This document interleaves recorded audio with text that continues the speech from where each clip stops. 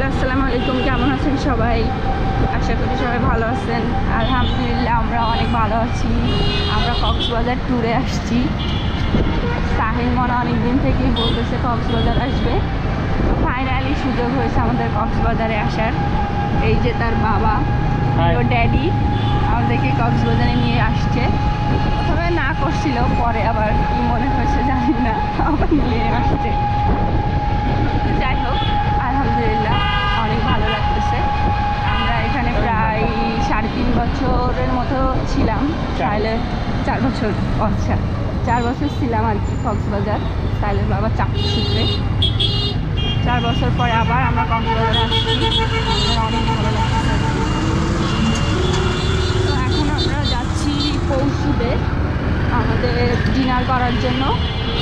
আমরা সারাদিন দুইটাই একসাথে, কারণ আমরা সারাদিন কিছুই খাই নাই।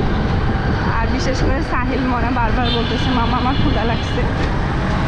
তো আমরা একবারে লাঞ্চ আর ডিনার একসাথে করবো আর কি। আজকে তাহলে এই পর্যন্তই, আল্লাহ হাফেজ।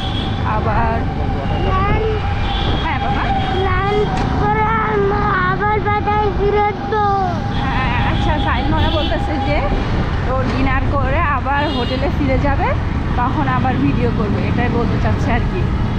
কথাও তো ঠিক মতো বোঝায় বলতে পারে না, ওর ভাষায় যেটা বলছে আর কি সেটা। ফাইনালি যে আমরা পৌষের সামনে এসে পৌঁছে গেছি।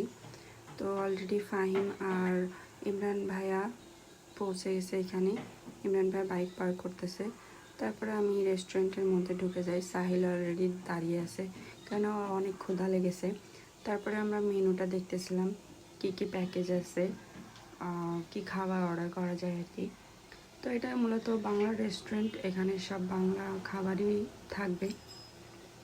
তো আমরা অর্ডার করেছিলাম একটা ভর্তা প্যাকেজ, চিকেন, ডাল, সাদা ভাত, তারপরে রোস্ট, সালাদ ছিল, সাথে বড়ের আচার ছিল। এই আচারটা আমার অনেক প্রিয়।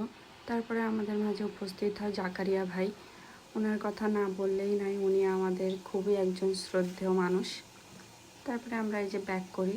তো সাহিলকে তখন ইমরান ভাইয়াদের সাথে বাইকে দিয়ে দিছিলাম। তারপরে আমরা জামাই বউ মিলে একটু ঢং করতে করতে যাচ্ছিলাম রিক্সাতে। এই যে আমি ভিডিও ক্লিপ নিচ্ছিলাম। এর মধ্যে সাহিল মনে আবার আমাদের মাঝে উপস্থিত হয়ে যায়, কেননা ও বাইকে যাবে না ভাইয়াদের সাথে, ও আমাদের সাথেই আসবে।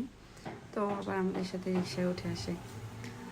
তারপরে আমরা আমাদের হোটেলের দিকে ব্যাক করি, কারণ অনেক রাত হয়ে গেছিলো। এই যে আমরা লিফটে উঠে গেছি অলরেডি। আমরা অনেক টায়ার্ড, ক্লান্ত ছিলাম, যে রেস্ট নিতে হবে, ঘুমাতে হবে, তারপরে আবার পরের দিন বের হতে হবে আমাদের ঘুরতে। সাহিল মনে হয় যে বেডের উপরে লাফালাফি শুরু করে দিছে। সবাই ভালো থাকবেন, আল্লাহ হাফেজ, আমাদের জন্য দোয়া করবেন।